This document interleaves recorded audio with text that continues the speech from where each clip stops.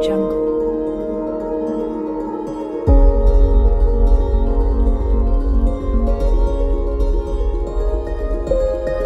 Bonjour, bienvenue sur Kansei. Homme d'affaires français et collectionneur, Alain-Dominique Perrin nous reçoit aujourd'hui au château La Grézette, dans la région de Cahors, pour faire découvrir son Malbec et également, surtout, la rénovation extraordinaire d'un château du XVe siècle. Bonne découverte. AudioJungle.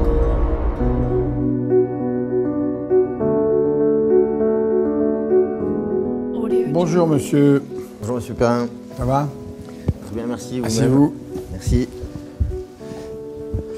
Waouh, quel privilège. Non, c'est pas un privilège, non, je vous reçois chez moi, c'est pour moi le privilège. Merci. Effectivement, donc nous nous retrouvons ici donc, au château La Grézette que vous avez acheté en 1980. 80, je l'ai visité en 79 et je l'ai acheté janvier 80. Monsieur Perrin, homme d'affaires, collectionneur, votre histoire en fait, quartier, vous êtes en quelle année, qu'est-ce qui se passe? Le quartier, ça démarre en 1969, après mes études. J'y ai fait toute ma vie. J'en suis resté le patron, je résume, hein, j'en suis resté le patron jusqu'en 1998. Après, je suis parti m'installer à Londres pour diriger le groupe qui possède Cartier, le groupe Richemont. Et je suis resté en Angleterre 9 ans, où j'ai passé d'ailleurs des belles années. Et puis après, j'ai pris ma retraite, ma demi-retraite. Et je suis allé m'installer en Suisse, où Richemont a été transféré à la fin des années 90-2000. Car Richemont était coté à la Bourse de Londres et maintenant Richemont est coté à la Bourse de Zurich. Le luxe a changé aujourd'hui? Oui, il a grandi surtout. Le luxe, je dirais que le luxe est franchement une invention française. Les Italiens diront que c'est pas vrai, mais moi je vous dis que c'est vrai. Le luxe démarre un peu, je veux dire, sous Louis XIV. C'est Louis XIV le premier qui a vraiment impulsé, je dirais, dans la société française, cette notion du luxe liée directement à la création. Parce que le luxe est bien gentil, le luxe, tout le monde dit, le luxe c'est ce qui est cher et tout, c'est pas vrai. Le luxe c'est ce qui est créé. C'est ce qui est créé mieux que celui du concurrent.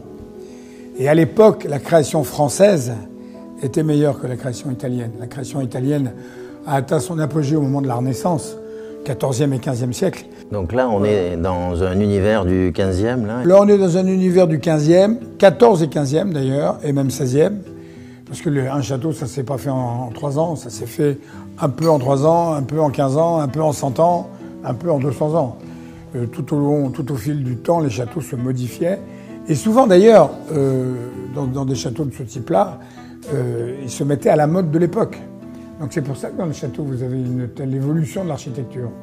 Et on voit les époques. Par exemple, ce château a été construit au début en 1430. C'était ce qu'on appelle une maison forte, avec 2-3 tours. Et puis la Renaissance est arrivée. Donc ils ont ajouté, il y avait 2-3 tours, ils ont ajouté 2-3 tours encore. Et surtout, il y a une tour hexagonale, qui est la tour qui contient l'escalier en pierre, qui est un escalier en colimaçon, qui monte de bas en haut, 20 mètres de hauteur quand même. Et cet escalier en colimaçon est typique de la Renaissance. En l'occurrence, ici, c'est une dame aussi qui tenait... C'est une dame qui tenait d'une main de fer. Alors la plus célèbre, c'est Marguerite de Massot, qui a tenu d'une main de fer ce domaine, ce château, et qui a développé le vignoble. C'est elle qui a développé le vignoble, qui existait déjà. Elle l'a développé et elle en a fait un vignoble connu et célèbre à l'époque. Apparemment, elle faisait des bons vins, et notamment, elle vendait beaucoup de vins à la Russie et à l'Angleterre. Et le document qui est ici, je regardais avant que vous arriviez, là j'ai un bouquin sur les vins italiens et un bouquin sur la Grézette. Ce document-là, c'est le facsimilé d'un document original, c'est le document des vendanges à la Grézette de 1503. Voilà, donc c'est bien la preuve qu'on est probablement un des plus anciens châteaux de vin en France. C'est un bel endroit et c'est un endroit très convivial. Mais bon, le château, il y a d'autres choses à voir quand même, hein. Ça mérite une promenade. On y va? Si vous voulez.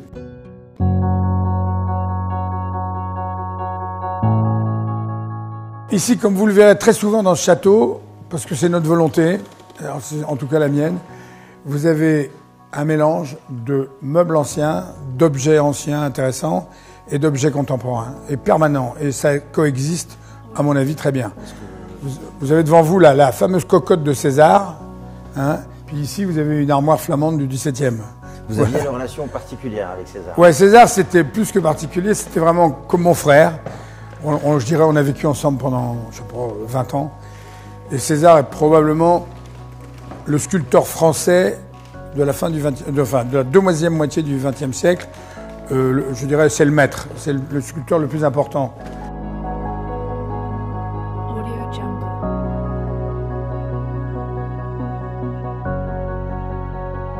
Voilà, ici c'est un autre salon, on l'appelle le salon de musique, parce que comme vous pouvez y voir, il y a un piano, et c'est là où mes enfants, en tout cas, jouent. J'ai un de mes fils mon fils qui est extrêmement musicien, qui compose, et qui a passé des heures et des heures ici, et c'est quand même amusant. Il s'est mis au piano un jour, parce que je suis très ami avec Elton John. Elton était là pour quelques jours, et Elton, quoi qu'il arrive, où qu'il soit, il fait 2 heures de piano tous les matins. Donc Elton s'est installé là vers, je sais pas, 10 heures, pour jouer au piano. Et mon fils, à l'époque, devait avoir genre 7 ans, 6 ans, sans rien dire. Il a ouvert la porte, il n'a rien dit, il s'est faufilé, et il s'est mis derrière Elton. Et Elton ne s'est aperçu qu'il était là qu'au bout de, je sais pas, une demi-heure. Et donc, il a été très gentil avec lui, il lui a dit « Mais tu veux que je te montre des trucs ?» Et Elton a commencé à faire jouer mon fils. Et voilà comment mon fils est devenu musicien. Ça l'a complètement embarqué, je dirais. Ce qui est intéressant, ce sont ces tableaux que vous appelez des tableaux de perspective. Alors ça, c'est un tableau du XVIIe, c'est ce qu'on appelle une perspective. C'est un des grands maîtres de la perspective, il s'appelle Anthony Delorme. Alors la perspective, c'était un travail ce qu'on appelle un travail d'atelier. Les grands peintres de l'époque avaient des ateliers avec des étudiants. Ils en avaient entre 3 et 30. Hein. Lui, je pense que c'était un gros atelier. Et par exemple, le maître Delorme demandait à ses étudiants de faire une perspective. Ça, c'est pas un truc qui existe, c'est totalement imaginaire. Toutes les perspectives du XVIIe, il y en a plein, sont quasiment toutes imaginaires. Donc, voilà, c'est un magnifique travail de perspective, mais c'est les étudiants qui l'ont fait. Et le maître, toujours quelque part, signait son tableau en intervenant dans 2 ou 3 endroits.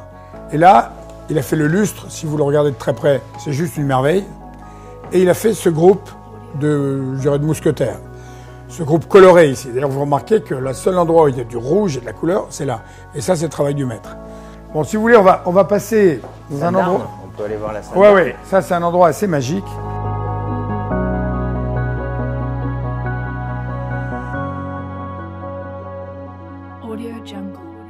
Alors voilà la fameuse salle d'armes, la salle des hommes.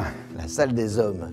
C'était là où les hommes se réunissaient quand ils revenaient d'une bagarre ou d'une guerre ou d'une croisade, quand ils revenaient, parce qu'ils ne revenaient pas toujours. Et vous avez là Madame Marguerite de Massot, c'est elle. Là voilà. Entourée de son mari ou de ses frères, j'en sais rien, qui sont des croisés. Vous avez cette croix qui est l'insigne de la croisade. Hein. Donc on sait que c'était des croisés. Vous savez, quelque part, les grandes familles, ils partaient aux croisades. Pour eux, c'était pas uniquement un acte de bravoure.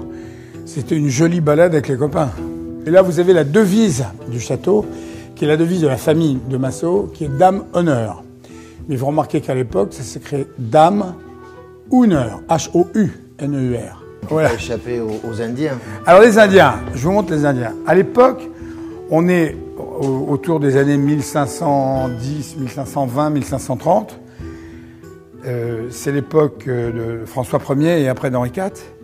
Et c'est aussi l'époque absolument magique du retour de la conquête de l'Amérique, de la découverte de l'Amérique. Une de leurs distractions favorites, qui moi me plaît pas beaucoup, mais enfin c'est comme ça, ils rapportaient des Indiens.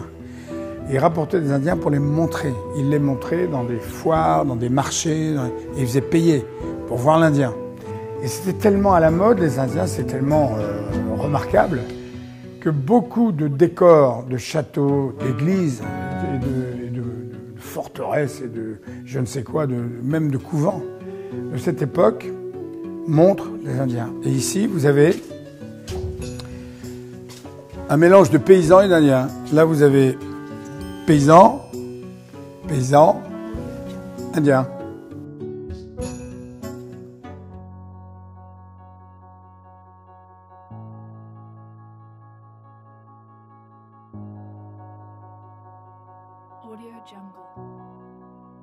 Cette pièce est intéressante parce que vous avez des meubles de toute l'Europe. Et je collectionne les beaux meubles de haute époque. D'ailleurs, ici, vous n'avez que de la haute époque. Et j'ai trouvé ce meuble absolument magnifique, qui est un coffre religieux. Il est français. Il est vraisemblablement de 1490-1500. Il a été vu, expertisé et tout. Et pour l'instant, on en connaît un autre qui est au musée de Cluny. Et l'autre, il est ici. Donc je suis très fier d'avoir ça. C'est très beau. C'est absolument français. Et ce qui est quand même rigolo, c'est que c'est français, mais que je l'ai trouvé dans le nord de l'Angleterre. Alors ce qui nous fait réfléchir, c'est que ça fait... Les Anglais, c'est nos potes. On n'arrête pas de se foutre sur la gueule depuis des années, mais c'est quand même nos amis. Et on se fout sur la gueule au rugby, on se fout sur la gueule, ils nous ont piqué Jeanne d'Arc, ils nous l'ont même brûlé. Ces salauds-là, bon, ils nous ont aussi piqué beaucoup de meubles. Et si vous cherchez de très très beaux meubles français, allez en Angleterre.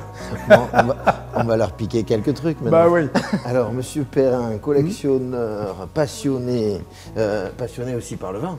Bah bien sûr, l'essentiel de ce château, c'est quand même de faire du vin. Et je suis très fier parce que non seulement il fait du vin, mais il est considéré par les critiques, par les gens du monde entier qui notent les vins comme le meilleur Malbec au monde. Je veux dire, pourquoi pas se vanter quand on dit la vérité? Oui.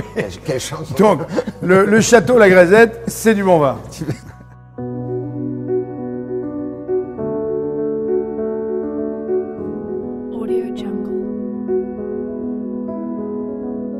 Monsieur Perrin, donc l'art, le vin, les affaires, le business, quels sont les ponts Oui, en fait? D'abord, le vin, c'est du business, que ce soit clair.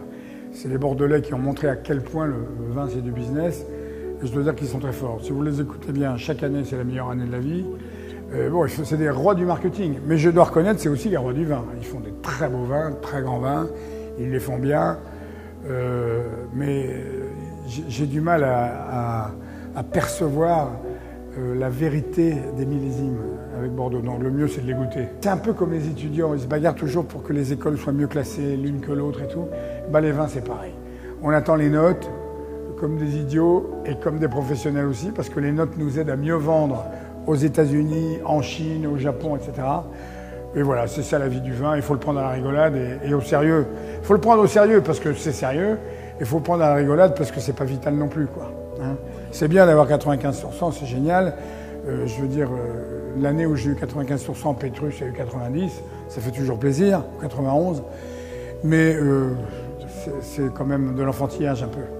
Vous nous avez gentiment proposé et invité à découvrir avec vous à Paris la Fondation Cartier. Ben, je serais ravi de vous y recevoir. C'est complètement un autre univers. On y boit du bon vin, mais c'est le mien. Et je vous raconterai une belle histoire, parce que la Fondation Cartier est celle qui a déclenché en France toutes ces fondations de marques de luxe qui s'intéressent à l'art contemporain. Mais on a été largement les pionniers, les premiers, puisqu'on a 34 ans, alors que la dernière née, c'est la Fondation Vuitton, elle doit avoir 4 ans ou 5 ans. Voilà, mais ça, c'est une autre page de ma vie. Ok, merci.